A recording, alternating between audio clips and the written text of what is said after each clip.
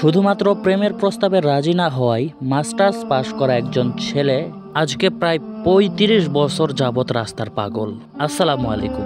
স্ক্রিনে যে লোকটিকে দেখতে পাচ্ছেন, মানুষটির নাম মোহাম্মদ সালেহ আহমদ। তিনি মাস্টার্স পাশ করে চাকরির উদ্দেশ্যে ঢাকায় আসেন। এখানে এসে একটি বাসায় তিনি টিউশনি করতে শুরু করেন। ওই বাসার দুইটা মেয়েকে তিনি পড়াতেন। এভাবে মেয়ে দুইটা তার কাছে পড়তে পড়তে দুজনেই স্যারের প্রেমে পড়ে যায়। কিন্তু সেই ব্যক্তি তাদের প্রস্তাবে রাজি হলেন না। দুজনেই কিন্তু তাকে পৃথক পৃথকভাবেই প্রেমের প্রস্তাব দিয়েছিল। এমনকি একটা সময় তাদের দুই বোনের মধ্যে তাকে নিয়ে ঝগড়া শুরু হয়ে যায়। অবশেষে লোকটি তাদেরকে আর পড়াবে না এটা বলে দেয়। এটার জন্য তিনি তাদের ফ্যামিলির কাছ থেকে বিদায় নেওয়ার জন্য যায়।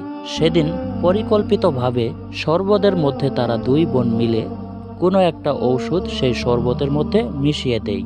আর তারপর থেকেই লোকটি পাগল হয়ে রাস্তায় রাস্তায় ঘুরে বেড়ায়। শুধু 1 বছর নয়, 2 বছর নয়, দীর্ঘ 35 বছর ধরে তিনি আজ রাস্তার পাগল। কিন্তু অবাক করা বিষয় হলো, তার এলাকার কোনো মানুষ তাকে পাগল বলেন না। সবাই তাকে অনেক শ্রদ্ধা করে এবং সকলেই তাকে স্যার বলে থাকে। তিনি যেখানেই যাক না কেন, সেখানেই তিনি সকলের কাছ থেকে সম্মান পান। সবাই তাকে একজন ভালো মানুষ হিসেবেই দেখেন এবং তাকে সম্মান করেন।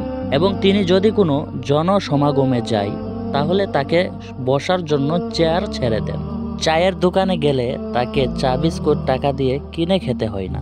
মানুষ তাকে নিজে থেকে খাওয়ায়। সবসময় তার হাতে 200 করে টাকা থেকেই যেত। টাকাগুলো লোকেরাই তাকে দিত।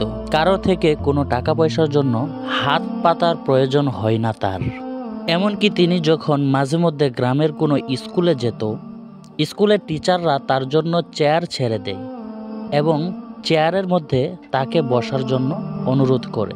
এখন হয়তো তিনি রাস্তায় রাস্তায় ঘুরে বেড়ায়, কিন্তু যদি তিনি সুস্থ থাকতেন, তাহলে আমার মনে হয় তিনি বাংলাদেশের উন্নত একজন দার্শনিক হতেন এবং সাহিত্যবিদ হতেন।